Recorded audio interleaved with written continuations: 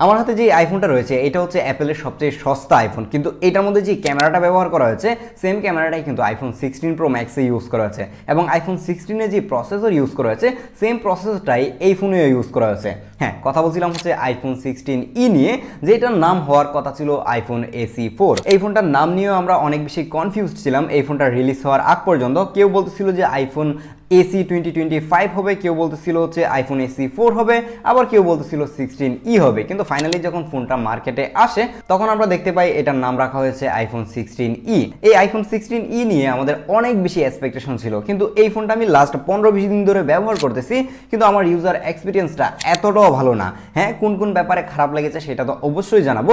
আপনি যদি এই ধরনের আইফোন 16e অথবা যে কোনো ইউজড কিংবা নতুন আইফোন কিনতে চান তাহলে অবশ্যই ভিজিট করতে পারেন MK মোবাইল পয়েন্ট। তাদের ফিজিক্যাল শপ রয়েছে বসুন্ধরা সিটিতে। তাছাড়াও বাংলাদেশের যে কোনো জায়গা থেকে চাইলে কিন্তু আপনি কুরিয়ারের মাধ্যমে তাদের কাছ থেকে যে কোনো ডিভাইস পারচেস করতে পারবেন। তাদের ব্যাপারে সকল কিছু ডিটেল আমি দিয়ে দিব ভিডিও নিচে ডেসক্রিপশন বক্সে। আপনারা যারা আজকে প্রথমবারের মতো এই ধরনের আইফোন দেখতেছেন তাদেরকে বলি যে আইফোনের কিন্তু একটা এসি লাইন আপ ছিল, যেটার মধ্যে হচ্ছে যে তারা বাজেট ফোনগুলো বানিয়ে থাকতো, কিন্তু এইটাই হচ্ছে যে 25 সালের একটা বাজেট ফোন, যার কারণে এটার ব্যাক সাইডে কিন্তু সিঙ্গেল একটা ক্যামেরা ইউজ করা হয়েছে। আপনারা নর্মালি জানেন যে আইফোনের যে বেস ভেরিয়েন্টের ফোনগুলো রয়েছে সেগুলোতে দুইটা ক্যামেরা ইউজ করা হয়ে থাকে এবং প্রো এবং ম্যাক্স সিরিজের মধ্যে তারা তিনটা ক্যামেরা ইউজ করা হয়ে থাকে। কিন্তু এই ধরনের এক ক্যামেরাওয়ালা ফোন কিন্তু এখন আর খুব একটা দেখা যায় না। দেখা যাচ্ছিল যে আইফোন 6 কিংবা 7, 8 সেগুলোর মধ্যে কিন্তু এক ক্যামেরা দেখেছি, তারপরে আমরা আর এই ধরনের এক ক্যামেরাওয়ালা ফোন দেখি নাই। লাস্ট মেবি XR যে ফোনটা ছিল সেটাতে এক ক্যামেরা ইউজ করা হয়েছিল, কিন্তু এই 16eর মধ্যে সে একটা ক্যামেরা ইউজ করা হয়েছে এবং এটা কিন্তু 48 মেগাপিক্সেলের একটা ক্যামেরা। তার মানে বুঝতেই পারতেছেন 16 প্রো ম্যাক্সের মধ্যে যে সেন্সর ইউজ করা হয়েছে সেম সেন্সরটাই কিন্তু এটার মধ্যেও থাকছে। তারপর যদি এটা সামনের দিকে আসেন তাহলে মনে হবে যে এটা একদমই আইফোন 14। হ্যাঁ, বর্তমান সময়ের প্রত্যেকটা আইফোনের মধ্যে হচ্ছে ডাইনামিক আইল্যান্ড থাকে, বাট এটার মধ্যে এখন 25 সালে এসেও নতুন একটা ফোন আনছে মার্কেটে, সেটার উপরে বিশাল বড় একটা নচ দিয়ে বসায় রাখছে।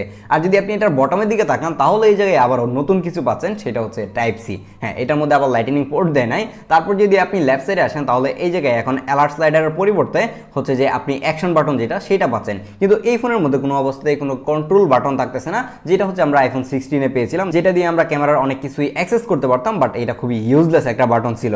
তো এই হচ্ছে এইটার ডিজাইন, আর এর ব্যাক সাইডটা একদমই ম্যাট রাখা হয়েছে, যার কারণে হাতের সাপ বসে না, দেখতে অনেক বেশি প্রিমিয়াম লাগে। শুধু দেখতেই না, এটা হাতে নিতে অনেক বেশি প্রিমিয়াম লাগে এবং চোখ বন্ধ করে যদি এটা কারো হাতে দেওয়া যায় সে বুঝতে পারবে না আমার হাতে একটা আইফোন দেওয়া হয়েছে। অ্যাপেল এই ফোনটার প্রাইস কমাতে গিয়ে এই জায়গায় কাট পিস করে নাই, আরেকটা স্পেশাল জায়গায় কাট পিস করেছে এবং এইটাই আমার কাছে সব থেকে খারাপ লেগেছে। সেটা হচ্ছে এটাতে কোনো ধরনের ম্যাগসেফ নাই। এটার মধ্যে ওয়্যারলেস চার্জিং আছে বাট ম্যাগসেফ নাই। তার মানে হচ্ছে এটার মধ্যে কোনো ম্যাগনেট কাজ করবে না, হয়তো আপনাকে ম্যাগসেফ বলা কোনো একটা কভার কিনে ইউজ করতে হবে যাতে করে ম্যাগসেফ কাজ করে। তো আমার কাছে মনে হয় যে এই জিনিসটা অ্যাটলিস্ট দরকার ছিল। নাও কথা বলা যাক এটা ডিসপ্লে নিয়ে। এই ফোনটার মধ্যে যে ডিসপ্লেটা ইউজ করা হচ্ছে সেম ডিসপ্লেটাই কিন্তু ইউজ করা হয়েছিল আইফোন 14-এর মধ্যে। এটার মধ্যে 6.1 ইঞ্চির একটা super retina XDR OLED display use করা হয়েছে এবং এই ডিসপ্লের পিক ব্রাইটনেস 1200 নিটস। তার মানে বুঝতেই পারতেছেন যে সেম ডিসপ্লেটা ইউজ করা হয়েছে এবং ডিসপ্লের চারপাশের বেজেল থেকে শুরু করে এর নচটা একদমই হুবহু আইফোন 14-এর মতো, যার কারণে ডিসপ্লে নিয়ে আমার মনে হয় না যে নতুন করে বলার কিছু আছে। ডিসপ্লে কোনো অবস্থাতেই কোনো কমতি নাই, ডিসপ্লের কোয়ালিটি সুপার লেভেলের ছিল, ডিসপ্লের কালার থেকে শুরু করে শার্পনেস এগুলো নিয়ে কমপ্লেন করার কিছুই নাই। লাখ টাকার ফোনে যে ধরনের ডিসপ্লে ইউজ করা হয় সেম ডিসপ্লেটা এটার মধ্যে ব্যবহার করা হয়েছে।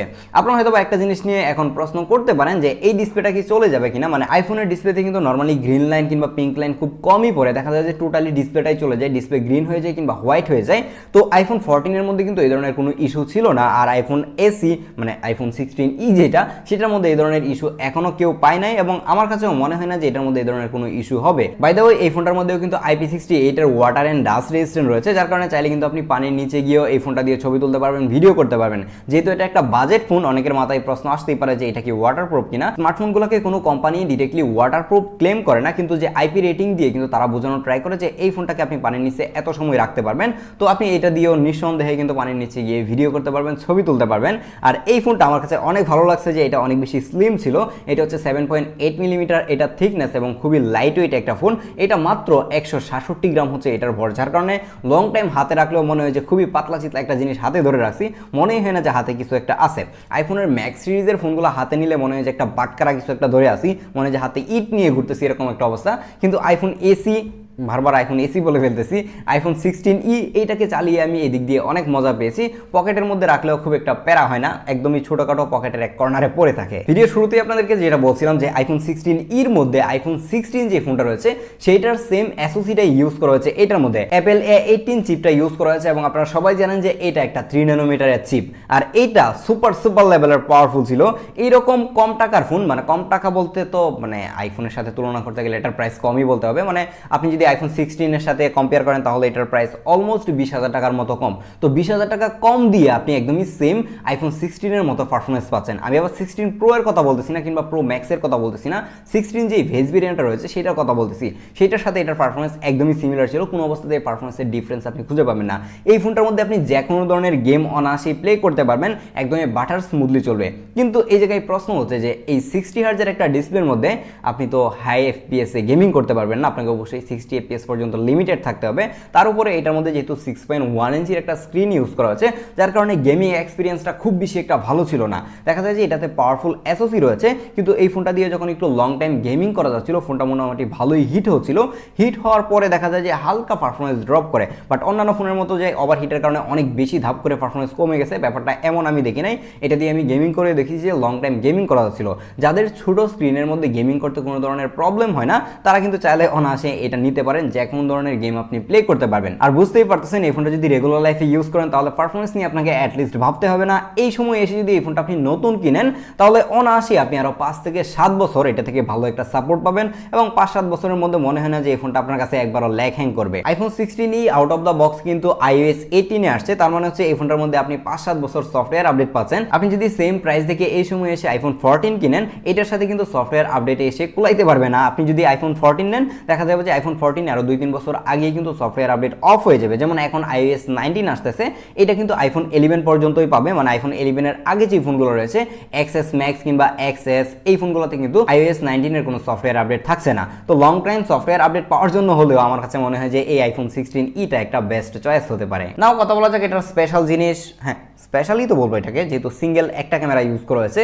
এই সময় এসে অলমোস্ট লাখ টাকা দিয়ে আপনি একটা ফোন কিনবেন, বাট ক্যামেরা মাত্র একটা, কিন্তু এই ক্যামেরাটা একটা হলেও এটা খুবই পাওয়ারফুল ছিল। অ্যান্ড্রয়েড মার্কেটে যদি আপনি এখন 10-15 হাজার টাকা দিয়ে একটা ফোন কিনেন সেটার মধ্যে 3টা 4টা 5টা ক্যামেরা বসায় রাখে, বাট লাখ টাকার ফোনে আইফোন একটা ক্যামেরা ইউজ করছে, কিন্তু সেই ক্যামেরাটা অনেক বেশি ইউজফুল ছিল। এবং আপনি যদি এটা ইউজ করেন তখনই বুঝতে পারবেন।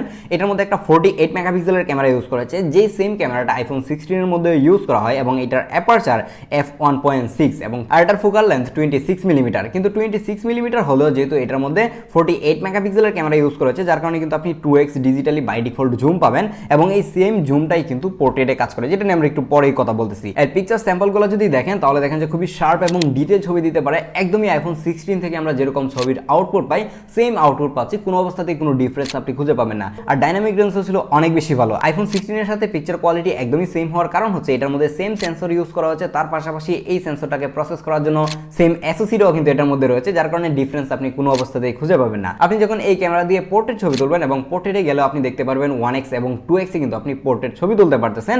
যেহেতু এটার মধ্যে 2x এ পোর্ট্রেট তোলা যায়, যার কারণে কিন্তু পোর্ট্রেট ছবিগুলো একটু বেটার ছিল। 1x থেকে 2x এ যখন পোর্ট্রেটগুলো তুলতেছিলাম তখন কিন্তু কোয়ালিটি কোনো অবস্থাতেই লস হচ্ছিল না। আপনারা সবাই জানেন যে ফোকাল লেন্থ যত বেশি হয় সেগুলোর পোর্ট্রেট তত ভালো হয়।